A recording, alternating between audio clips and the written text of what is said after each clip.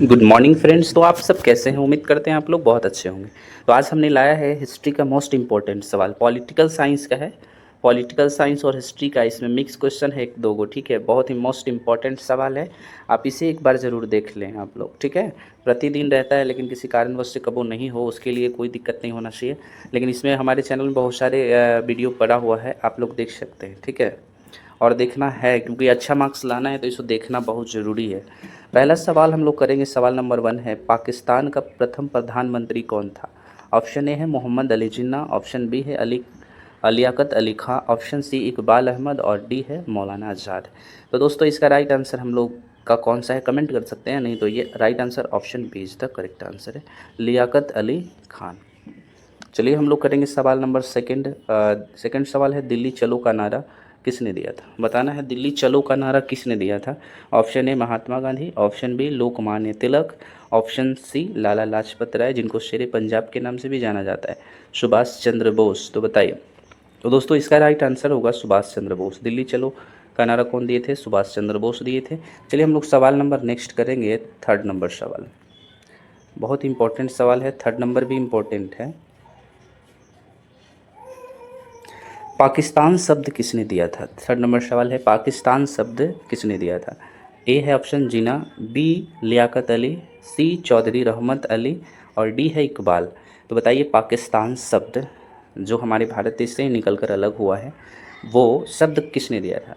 दोस्तों इसका right answer होगा option C is the correct answer, Chaudhry Rahmat Ali. पूरा नाम है चौधरी रहमत अली और ये जो है कैम्ब्रिज विश्वविद्यालय के छात्र थे जिन्होंने पाकिस्तान शब्द दिया था, ठीक है। और पाकिस्तान शब्द का आएगा मांग किसने किया था? तो मोहम्मद अली जिन्ना ने किया था। अब है सवाल नंबर 4 है, भारत छोड़ो आंदोलन किस वर्ष हुआ? भारत छोड़ो अंग्रेज के प्रति गांधी जी बोले, तो कब हुआ था ये? ऑप्शन ए 1920, ऑप्शन बी 1931, रेविन समझौता हुआ था, उसके बाद 1935, 1942। तो दोस्तों ये राइट आंसर है 1942। और ये कोई कंपटीशन के एग्ज़ाम के लिए भी आप सुन सकते हैं क्योंकि ये सब क्वेश्चन ज़रूर कहीं कहीं देखने को मिलता है आपको। चलिए सवाल नंबर नेक्स्ट हम लोग 5 सवाल पे चलेंगे, 5 नंबर सवाल पे। 5 नंबर सवाल है, महात्मा गांधी जी की हत्या कब हुई थी? बताइए। 28 फरवरी 1948, 30 जनवरी 1948, 26 जनवरी 1949, 28 जनवरी 1949। तो इसका राइट आंसर दोस्तों option B is the correct answer होगा, यानी कि 30 जनवरी 1948 को गांधी जी का मृत्यु हुआ था और 2 अक्टूबर 1869 का इनका जन्म हुआ था, ठीक है।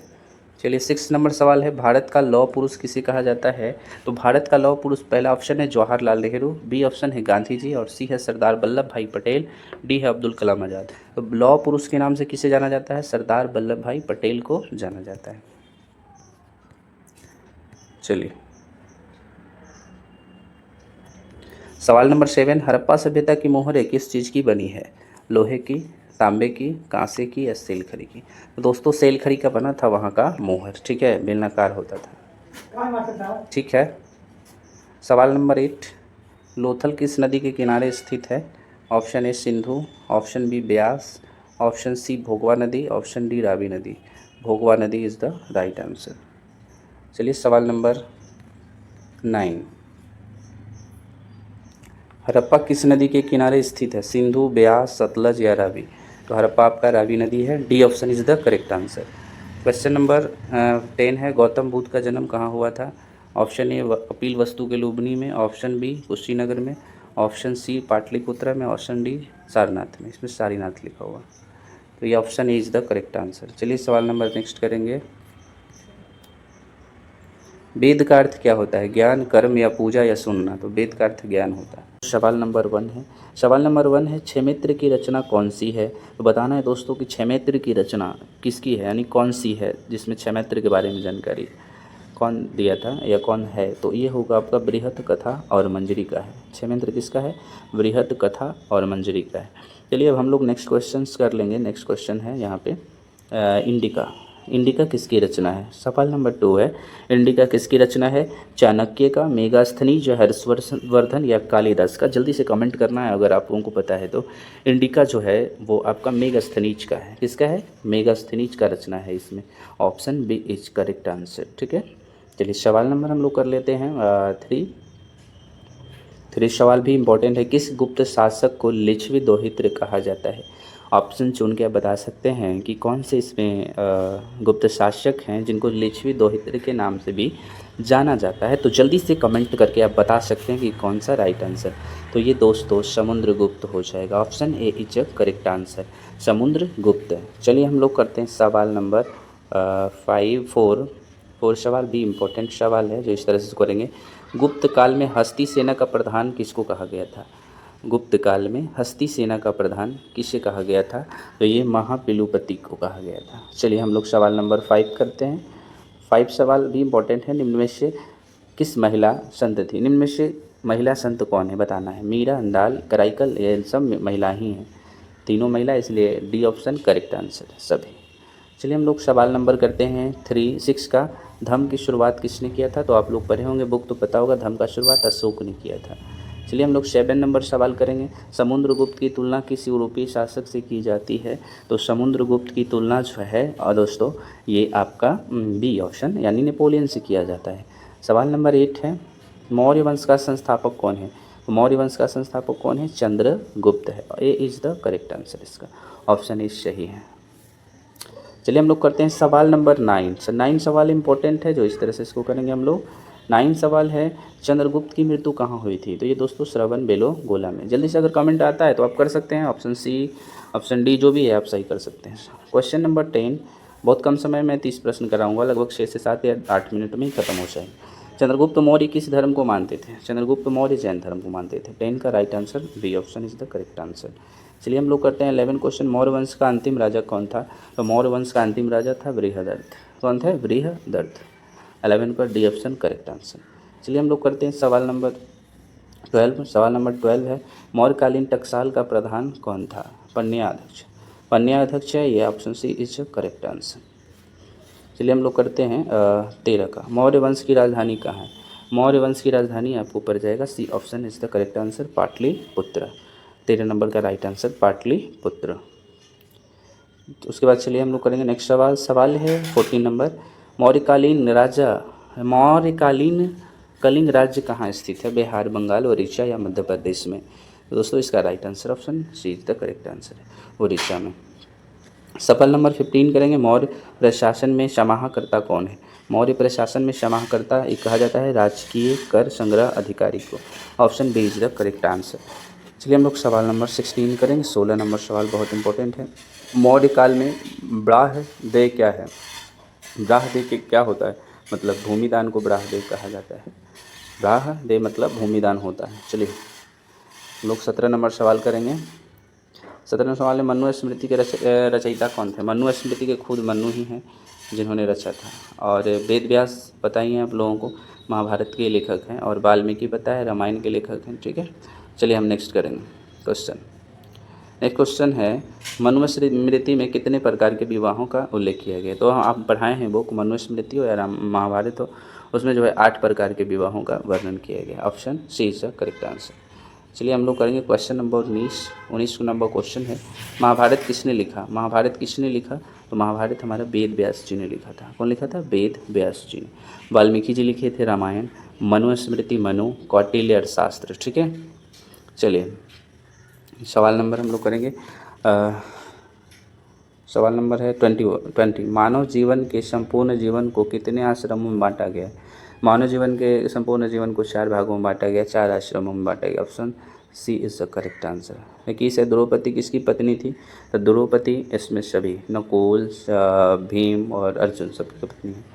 उसके बाद क्वेश्चन नंबर 22 है, अभिमन्यु किसका पुत्र था? अभिमन्यु अर्जुन का पुत्र है। A is the correct answer. ये सब देखिए आप लोग अगर बुक पढ़े होंगे तो सब पता होगा, इसलिए छोटा टाइम का वीडियो है, आप लोग देखिए और एंजॉय कीजिए क्वेश्चन को और पूरी तरह से इसको जो है याद करने का प्रयास कीजिए।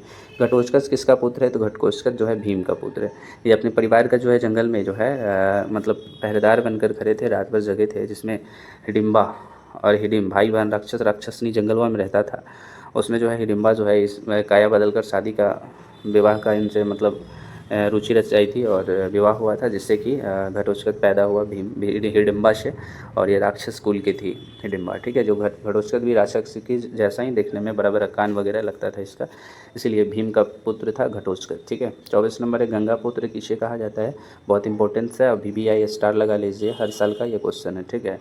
VBI क्वेश्चन है, गंगा पुत्र किसे कहा जाता है, तो गंगा पुत्र जो दोस्त कहा जाता है वो भीष्म को कहा जाता है, गंगा पुत्र, option C is correct answer. चलिए हम लोग 25 नंबर करेंगे, कर्ण की माँ कौन थी, तो कर्ण की माँ कौन थी भाई, कुंती, कर्ण की माँ कुंती थी, कुंती। चलिए सवाल नंबर हम लोग करेंगे 26 नंबर सवाल, बहुत इंपॉर्टेंट सवाल है, हर बार पूछता ही है इस टाइप का सवाल। पाकिस्तान का प्रथम प्रधानमंत्री कौन था, पाकिस्तान का प्रथम प्रधानमंत्री था Liaquat Ali Khan, Liaquat Ali Khan, option B is correct answer. हम लोग करेंगे सवाल नंबर 27 सवाल है, दिल्ली चलो का नारा किसने दिया, तो दिल्ली चलो का नारा दिए थे हमारे सुभाष चंद्र बोस जी, ठीक है। चलिए मांग करेंगे 28 नंबर सवाल, पाकिस्तान शब्द किसने दिया था, पाकिस्तान शब्द चौधरी रहमत अली, अब मांग किए थे मोहम्मद अली जिन्ना, लियाकत अली वहाँ का पहला प्रधानमंत्री।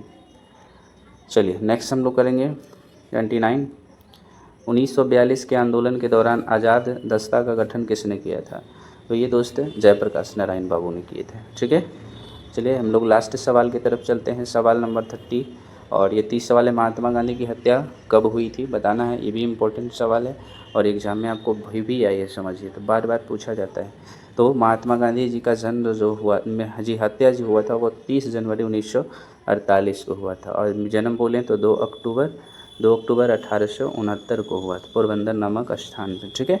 तो अगर आपको आज की क्लास थोड़ा सा भी अच्छा लगा हो या लगी हो, थोड़ा सा भी अच्छी क्लास लगी हो आप लोगों को, तो इस क्लास को ज़रूर से ज़रूर लाइक शेयर कमेंट करें। सबसे पहले करना क्या है, आपको लाइक कर दीजिए, फ्रेंड के पास शेयर कर दीजिए और सब्सक्राइब कर लीजिए कि डेली आपको वीडियो सबसे पहले मिल जाए, ठीक है। जय हिंद जय।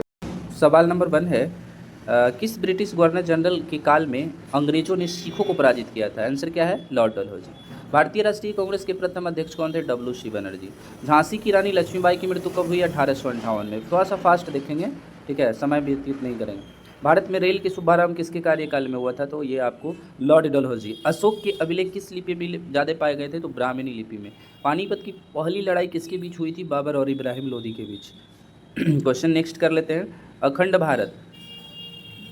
भारत की विचार प्रस्तुत किसने किया था, तो विनायक दामोदर सावरकर। बक्सर का युद्ध कब हुआ, 1764 में। गांधी इरविन समझौता कब हुई, 1931 में। चलिए नेक्स्ट क्वेश्चन सवाल करेंगे, बहुत इंपॉर्टेंट सब सवाल है। किसने नालंदा विश्वविद्यालय की स्थापना की, कुमारगुप्त ने। दिल्ली सल्तनत की स्थापना किसने की, कुतुबुद्दीन ऐबक। सूफी संत ख्वाजा मोइनुद्दीन चिश्ती कहाँ के थे, तो अजमेर के, इनकी दरगाह भी अजमेर में ही है। नेक्स्ट क्वेश्चन है, सिंधु सभ्यता का प्रमुख नगर कौन था, मोहनजोदड़ो। 1857 की क्रांति के नेतृत्व किसने किया था, बहादुर शाह जफर ने। नेक्स्ट क्वेश्चन करेंगे, संविधान सभा की पहली बैठक 9 दिसंबर 1946, दूसरी 11, तीसरा 13, दो दिन की गैपिंग था। शोषण के विरुद्ध अधिकार किस अनुच्छेद के अंतर्गत आता है, 23 से 24। संविधान सभा की प्रथम बैठक कब हुई थी, किसकी अध्यक्षता में हुई थी, सच्चिदानंद सिन्हा।